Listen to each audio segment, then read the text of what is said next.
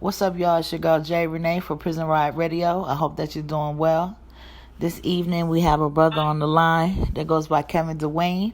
He's an author and he has a book that'll be coming out soon. So we're gonna holler at him and talk to him about his book. How you doing, bro? I'm peaceful. How about yourself? I'm doing well, thank you. We appreciate you sitting with us to do this interview about your up and coming book. So let's jump right into it. Tell the people where you from and a little bit about yourself. Well, I go by Kevin Dewayne. I'm from Indianapolis, Indiana. I'm in my mid-30s. Sit up here and my father of 4 boys. I've always been passionate about writing. So, this is my first book. And I look forward to sit up here and doing some things in the future. I just like to sit up here and motivate people and, just try to make the best out of every moment. All right, for sure. So you are currently behind the G wall. Where are you currently housed and how long have you been down? Well, I'm locked up in Indiana. I've been down for the past 14 years, unfortunately. Okay, definitely. Unfortunately. What are some of the stuff that keeps you motivated day to day through through them years? Well, the hopes of sitting up here, getting back out and being a productive father to my kids is one of them. Mm-hmm. Also the fact that the Creator, wakes me up every day and gives me the ability to sit up here and rise about this bump. Mm-hmm. So, once I sit up here and I'm able to do that, I sit up here and feel like, everything else is on me. So if I can sit up here and, motivate somebody in a positive aspect and go through my day without having, any unfortunate circumstances transpire, then I feel like I won. I feel like it's been a good day. Okay, ain't nothing wrong with that. So let's talk about your book. It's called Everybody O. Part of the game, okay? So I see on the cover, I really love your cover art. It draws everybody in. So tell us more about that. I see that there's like some houses or a particular community or a neighborhood. So tell us a little bit more about it. Well, the book is actually, a fictitious book. But, it's sit up here and I'm trying to base it off the concept of, things transpiring that I'm familiar with, mm-hmm. In my city growing up. So, I try to use my creative mind and, paint a picture of things that, transpired and, amongst the circumstances I sit up here and came up in. And that's, what's part of the book's design and, part of the reflection of the story. Okay, for sure. So you say you've been interested in writing for a long time. So, how, what's your earliest memory of writing and what got you interested in it? Well, I remember when I was a kid, my mother actually got me interested in it. When I was a kid, she used to sit up here and go to nursing school. So I can remember when me and my twin brother would sit up here and we would go back and forth trying to compete with each other when it comes to our handwriting because we were so amazed with her handwriting, right? Mm-hmm. And then I remember, as early, I think I was in 6th or the 7th grade, I had this teacher named Miss Bud.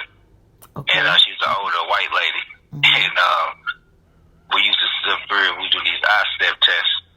So one day I was sitting up here and I was doing the eye-step test and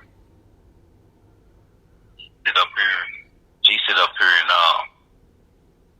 when she read my essay, mm-hmm. she was amazed with the story that I sit up here and told. Okay. So she sit up here and told me that I'm a very creative writer. I should sit up here and channel my anger because at that time I was an angry kid. She's like, you should challenge your anger more to writing. Mm-hmm. And that's where my passion really just flourished when it comes to writing. Okay. So is this the first actual book that you wrote? Yes, ma'am, it is. Okay, well, this is the first one I'll be having published. I actually did some things when I was younger, but then nothing ever happened with them. I lost things. A lot of things have happened in my life over time. Right, I can understand that. So how soon are you trying to have this out? Like when can the people get a chance to have their own copy of it? Well, very soon. And I say very soon, I mean very soon. I Okay. would not give a specific date because I give a specific date and it doesn't happen. Then I wasn't been authentic with the people, and I refuse to do that. Right, right. So we gonna wait on it. It definitely looks like it's worth the wait. And from what I've read on the back, it's definitely something that's gonna be highly anticipated by anybody that gets a chance to read that. So are you currently working on any other type of literary works? At the moment, I sit up here and I had some projects that I was working on that I kind of put to the side because I be focused more on my legal situations. Mm-hmm. I had a lot of things transpire in my life lately that has distracted me from, writing or whatever. But I look forward to getting back to it. And once I get my mind focused back on it, but right now, that's my legal situation is most important than anything right now. Okay, well, we definitely want you to keep your head up and keep focused on your legalities that you have going on. Speaking of legalities, what are some of the things that you've been doing with your time since you've been behind the G-Wall? Well, one thing I do is a lot of reading. Mm-hmm. I do a lot of reading because I'm always trying to gain more knowledge of different things and understanding of myself. Mm-hmm. I still pray, I write my kids a lot. I try to bond with them in those areas. Because being a father the best way I can is one of the things I'm very passionate about. So I do that. I sit up here and try to work out to keep myself as healthy as possible and to remove from all the distraction that comes with prison life. Right. So those are a few things I just love to do every day. Right. Now you mentioned that you're a father.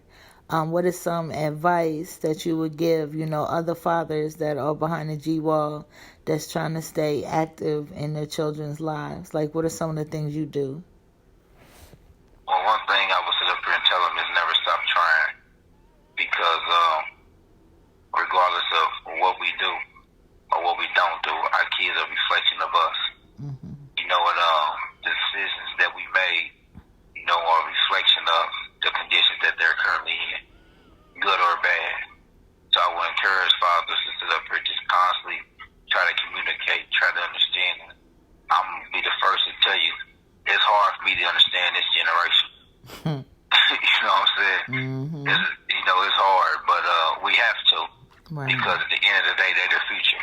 Right. So, I would just tell ones to try to be patient, to elevate them kids' minds, to just try to sit up here and to just have a different approach than what the street life and what the outside world is giving them. Because today's world, unfortunately, they teaching our young men to sit up here and to dehumanize themselves from trying to be strong black men. You know what I'm saying? So I would just encourage the ones to do that, man, and just pray. Because prayer is no good without works and deeds. So, just continue to pray, man, and just work on them kids. That's excellent advice. Excellent advice, bro. Thank you for it. Do you have any last minute shout outs and stuff before we let you go?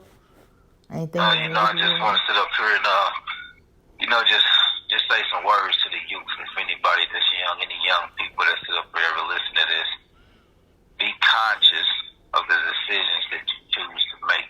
Mm-hmm. And the effect it not just has on you, but it has on others. I always say there's nothing cool about being a fool and living your life out of a cell. Mm-hmm. The things that ones hear in the rap music, that ones tell you in the streets, you know what I'm saying, that may be appealing. Because when I was young, I thought certain shit was cool. Mm-hmm. But the one thing they never tell us is the flip side of it, right? Right. And the flip side of it is the effects that these prison cells and these prison conditions not just have on you, but it has on your family. You know what I'm saying? Mm-hmm. There's too many of our people that are constantly being trapped inside these cemeteries. Because that's what I call these prisons. They ain't nothing but cemeteries full of live bodies just waiting to die.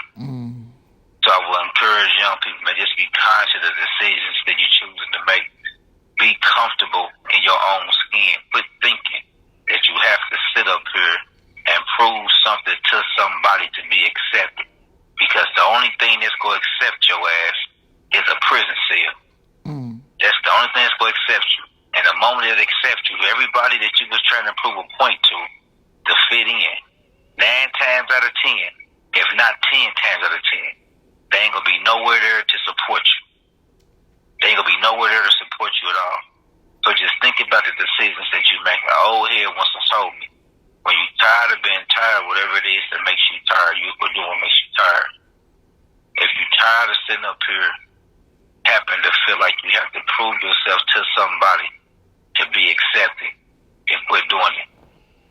Because the moment you get in these cells and you realize ain't nobody there but you and them walls and whoever the hell you pray to, it's a whole different reality. You done said that, bro. We appreciate you very much. Thank you for the words that you gave. Hopefully they'll, somebody will pick them up if they need to.